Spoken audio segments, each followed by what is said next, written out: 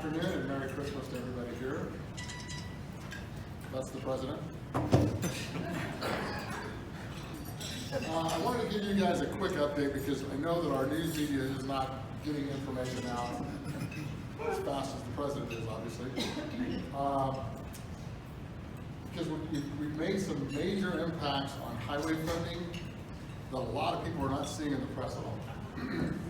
We probably got more money. We're calculating $179 million that we just got approved for West Slope Highway projects.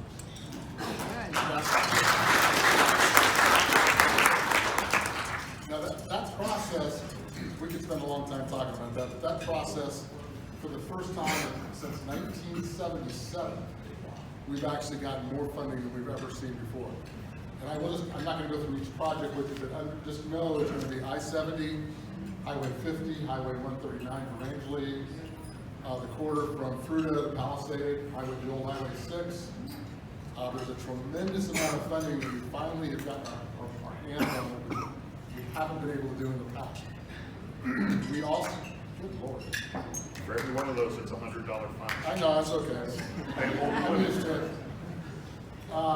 I think the other thing that was very interesting in the budget process is a lot of people don't realize that we do have influence on budgets. We were able to get CDOT for the first time, what I'm being told by contractors, even on the East Slope, in 30 years, is to put a cap on overhead. So we've capped them at 20% on large projects and 15% on smaller projects.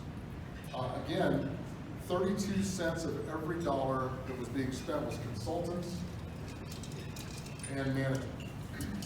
They've been way overspending on a county project, for example. CDOT will charge you 20% on top of that, so you can almost figure almost 50 cents of every dollar that our county commissioners were able to get for, say, a bridge project, for example, was not getting to the project. So it's a heck of a lot more money going to projects, and we've got a good cap on that. So that's a great update. You'll see more progress on that as the money starts to flow out after the first of the year and the projects become more solidified. The second thing I want to tell you about really fast, because it pretty much happened this morning. As many of you know, we've been working with the BLM on an MOU issue on federal lands. It expired in June of this year, and we've been trying to get Secretary Bernhardt to cancel the MOU, which he did back in June. We actually had a call with Secretary Williams, and he told us the MOU was canceled.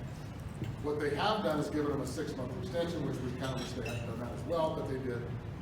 But Monday, I have a conversation with Secretary Bernhardt so we can try to finally put a fork in this whole situation and take the foot off the throats of the oil and gas folks west of the Continental Divide that want to drill on federal land. It's been a long battle, but I think we're going to get a win here. Don't know exactly what that looks like, but keep in mind, I went to high school with David Bernhardt, and he still says I stuffed him in a locker. I think there's a picture. I don't know if I did that or not. I think there's a picture on the wall right I know when I saw him, he was like, "You put me in a locker." I was like, "I did? I don't remember." But so I think that's what I'm going to tell him next week, is if you don't do what we need done, there's a locker waiting for you. We'll see how that plays out. But just, if we can get these things accomplished with BLM, it's going to be a major hit against the Polis administration. Major hit. And that's what we're looking for, is to get some kind of traction for our oil and gas folks out there. I talked with 2 of the CEOs this morning from Laramie and Belversa, and they are wound up tight like a spring. I think this is going to be a good thing, so we'll keep you posted. The last thing I will say, and I think I can speak for my other representative friends in the room, we're heading to Denver shortly. You're supposed to say I'm sorry. Better you than me. Yeah, but just know that we know when you guys are praying for us. We know when that's happening. So please do a lot of it. Because once we get there, we will be going into a meat grinder beyond anybody's imagination. The Democrats are licking their chops to just destroy the state of Colorado. And we can't, we have a voice, we don't have the votes. But your prayers are very helpful at midnight, at 4 o'clock in the morning when we're in there fighting battles, trying to do the best we can. And we know you do it, and we thank you very, very much for doing that. we'll report back, I guess, in January as we start to kind of get into the legislative session. But just a big thank you to all the supports that you guys give us. We really, really appreciate that. So thank you very much.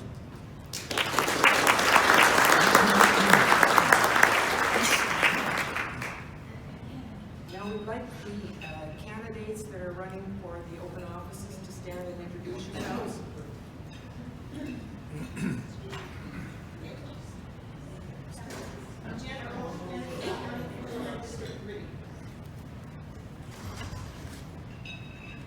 Bob Prescott, District 3, County Commissioner. Merry Christmas, y'all. Fantastic year. Cody Davis, District 1, County Commissioner. Ray Scott, Commissioner of District 1. Janice Britt, I'll be ready for re-election for House District 55. Matt Peters, Mesa County Commissioner, District 3.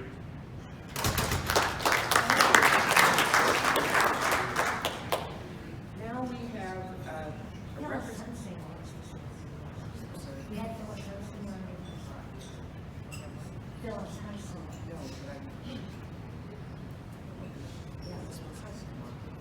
Phyllis, you want to give us a couple minutes, apparently? We can give you a couple. Phyllis Hunsinger.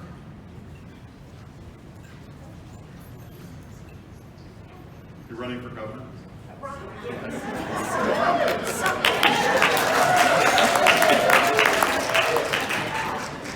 On November the 12th, the Economic Leadership Conference had its largest attendance to date. 160 juniors from 9 Western Slope high schools and homeschool students from Grand Junction, Montrose, and Hotchkiss attended with their teachers. Commissioner Rose Puglisi welcomed the students and briefly told the audience of her background as a daughter of Italian immigrants. Since she still has family in Italy, she sees up close and personal the difference between capitalism and socialism. And this proved to be a perfect segue into the theme of our conference this year, which was, is capitalism good for the poor? Dr. John Brock and Dr. Donald Fell, both from the Foundation of Teaching Economics, used data, charts, graphs, stories, and hands-on activities during the day to demonstrate to the students that private property rights, rule of law, and freedom of choice, all hallmarks of capitalism, increase economic performance and decrease poverty. Students and teachers on their evaluations that were written at the close of the conference indicated an increased knowledge of the benefits of capitalism over socialism. And they also gave high marks for our presenters and the conference in general. So on behalf of the Free Foundation board members, I just want to thank our donors, many of whom are in this audience today. And you know that your tax-deductible donations go directly to fund the conference and teaching materials. We have no paid staff, only passionate volunteers who recognize that it's important to teach students and teachers about America's free enterprise system. So again, on behalf of the board, I want to thank you all so much for your help.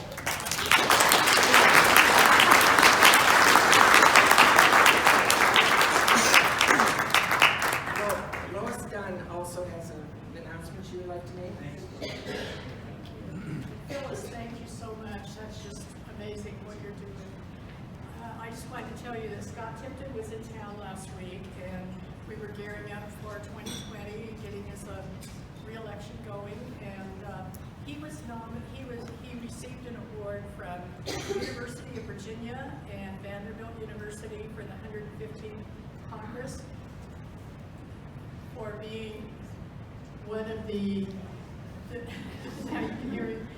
He was one of the most effective congressmen, number 8 out of 435 in the Congress. And that means that he was responsive to the people in his district, and he was able to get some bills passed, even in a House that is not very friendly to Republicans. So anyway, we look forward to a great campaign for Scott Tipton in 2020. Thank you.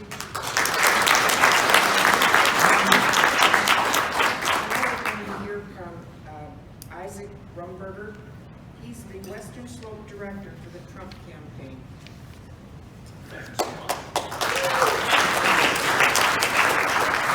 Hello everyone, pleasure to meet you all. Hi again, my name is Isaac Romberger. I am the Regional Field Director for the Trump Victory Campaign out here on the Western Slopes. That means I've got everything from Moffett to Montezuma all the way out to Alamosa and then snaking up through. So my territory is vast. But that being said, I'm very excited to be out here and meet all of you and help get our president reelected. Kind of going forward into the months of January and the new year, we're really going to be pushing hard voter registration, voter contact, and I mean, as we've been seeing from just 2018, 2016, Colorado's blue, which is quite unfortunate. We want to come back out here and turn it red again. We want to take back Colorado, and we need all of your help to do that. So, especially out here on the Western Slope, we are a heavily red area, which is fantastic. I'm very happy to see that. But we've got to make up for the Eastern Slope and Denver and all those heavily populated areas. So for those of you out here who are eager and ready to help get our president reelected, by all means, come speak to me. I'll be hanging out afterwards. I would love to chat with you more. But we need to get folks registered to vote, and we need to start gearing up for the summer months for door knocking, phone banking, and all of these good things. So if you know of younger folks in your area, maybe children, grandchildren, students of any ages who want to get involved in the campaign, please by all means direct them to me, or even if yourselves would like to volunteer, I would be more than happy to have you come around the Mesa County office. That's where I am located right now. But that being said, we're going to need everybody and their brother to come help out this 2020 cycle to get our president reelected. And other than that, I hope you all have a very Merry Christmas and Happy New Year, and onward to victory.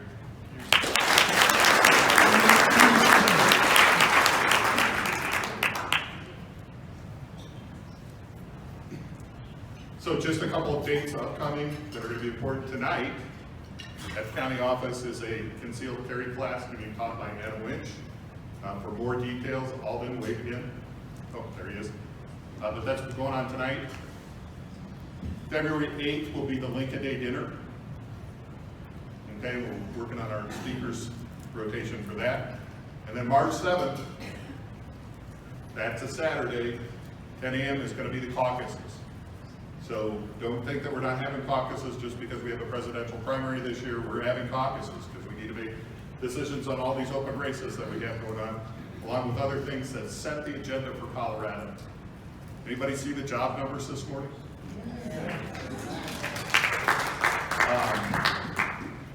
Spectacular. Our president is doing a spectacular job, and we need to get up and support him as much as we can. I'm excited. I think Isaac is out here. That should be a sign to all of us that Donald Trump is not thinking about abandoning Colorado at any time. He thinks he can win here. I think he's going to win here, but it's going to take all of us to get it done. So please see Isaac, any of the officers, and as one more reminder, it is the Christmas holiday season. And so the office has hats, flags, t-shirts, coffee mugs. For your favorite Trump supporter, it would make a great Christmas gift, and it also goes to support the office. I want to recognize real quick some people that are helping support us. Mr. McInnes, do you want to stand up and wave again? He's our voter registration sponsor. He's doing a great job for us. Karen Cole. Nothing in this party will get done without Karen. He's our office coordinator, so if you're looking for time at the office, talk to Karen. Okay? Our office sponsor this month is Rick Wagner. So if you get a chance to call into his radio show and thank him, please do. And then Pat Kanda. He's our internet and phone sponsor. If you own a business or looking to get rid of some money and want to sponsor the office, please let us know. Okay? The more we can get people to sponsor the office, the more that we can take our donations and help fund campaigns. Okay? I know Christmas is a tough time, but this is really going to be an important election, never more important. Literally, it's going to be the difference between communism and freedom. Food drive. Yes, I was going to mention that. Thank you. We've extended the food drive out as well. We gave about 80 pounds of food plus a $25 check from Richard Hawthorne to the what's the food bank? Thank you, Community Food Bank. We're going to extend that through Christmas. So bring your non-perishable food items for humans and pets. By the office, we have collection barrels there. While you're buying your hat, your t-shirt, your mug, you can drop some food off as well. Thank you guys so much for your support. I'm excited about the upcoming year. I think we're going to have great results. I think it's going to be the start, and I think in 2022 we're going to get rid of Gerald Coles. So work hard, have a great holiday. God bless you all. Merry Christmas and Happy New Year. But be ready to hit the ground running hard in January.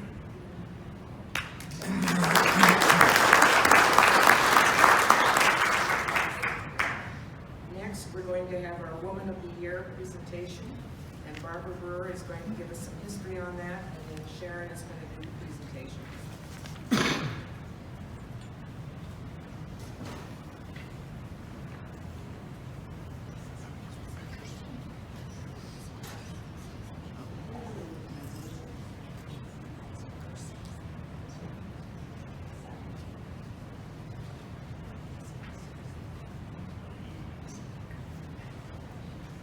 Good afternoon.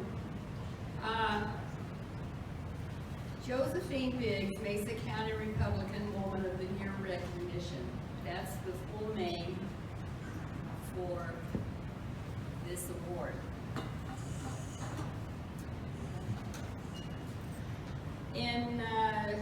Just briefly, in 1995, I received a call from Steve Bergebrack, our former Mesa County District Attorney, who at the time of the call was serving as the Chief Deputy Attorney General for Gail Norton.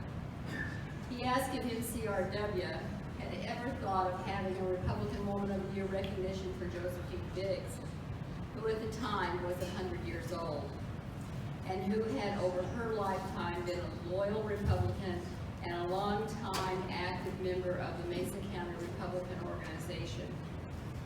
He went on to say that Gail would furnish the silver bowl if MCRW would like to move ahead with this recognition for Josephine. And then, if we saw fit, that we could continue to extend the recognition to other fine MCRW members through the years. I spoke with the MCRW board. I was president at the time, and I spoke with the MCRW board, and we voted unanimously, without any question, to accept Attorney General Norton's offer. You may remember that Attorney General Norton, after serving as Attorney General, was picked by George W. Bush to be the Secretary of Interior. So Republican women in this state have done fantastic things and continue to do fantastic things. In 1995, the Mesa County Republican Women of the Year was awarded to Josephine Biggs. Since then, we have developed the following criteria for recognition. They must be a member of MCRW for at least 2 years. An active member is someone who doesn't always receive recognition and doesn't really seek that recognition, but rather looks to help to do things that benefit the MCRW organization, as well as the Republican Party and the Republican Party causes and candidates. We were recognizing women every 2 years, and then most recently there was an election, and MCRW decided to make this an annual recognition. The following fine women have been recognized for their service to MCRW and the Republican Party throughout the years. One was Josephine Biggs, then was June Frink, Martha Romer, Barbara Brewer, Bonnie Beckstein, Ginger Champion, Letha Hunt, Sharon Sollenbarger, Margaret Peggy Adams, Janet Blackman, Sue Benjamin, and last year was Deborah Gall-Urbish. I'd like to say that these women were all call, and some are still active in Republican causes and did a tremendous part in seeing that MCRW continued to be a strong presence in Mesa County and in Colorado. They have left their imprint on MCRW and the Republican causes here in statewide. At this point, I'd like to turn it over to my partner in crime, Sharon Sollenbarger. She knows what I mean by that. Who will actually do the... be friends for a long time. That's why we're going to be friends for a long time. You got that right. But I'm going to turn it over to her, and she's going to announce who this year's Republican Woman of the Year is. Sharon. Thank you, Barbara. The names that she just read, all of those ladies have a lot of blood, sweat, tears, time, dedication, hours and hours of volunteer time, not only locally, but statewide, nationally. And I have to tell you that every one of them is still an outstanding Woman of the Year. This year's lady absolutely lives up to that criteria. She hit the ground running because she was born to Republican parents. And from the get-go, she was involved in politics. She's been involved in politics in many states, not only Arizona, but Nebraska. And then she came to Glenwood Springs and then into Grand Junction. She has served as the party chair. She has served as president of this organization a couple of times. She's been married to her dear husband for, I think, over 50 years, as near as I can figure. She has 60 years. She has 3 children, 2 boys and a girl. Unfortunately, they are all out of state and couldn't be here, I don't think. But our Woman of the Year this year is none other than Ruth Ehlers.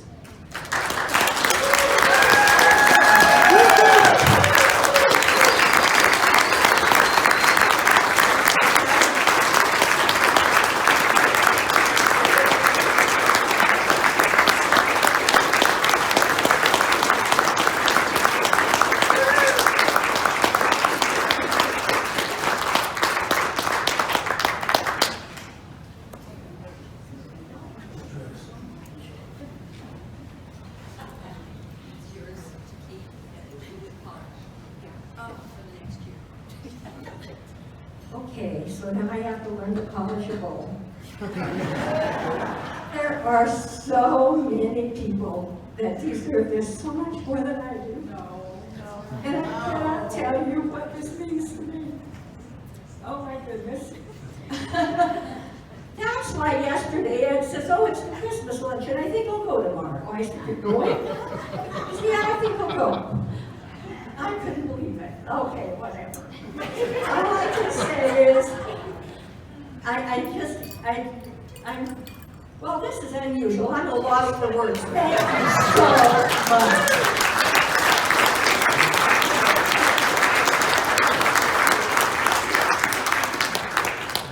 No one is more deserving, I can tell you.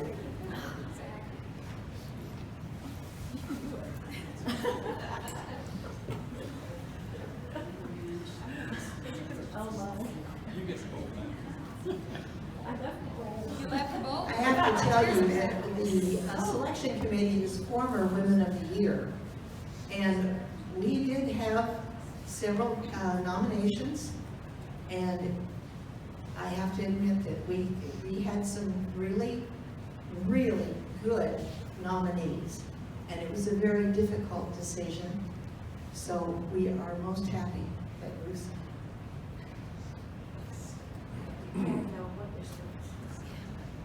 And I understand, Ruth, it's unusual when you get up here and you're suddenly standing here that all of a sudden you're at a loss for words.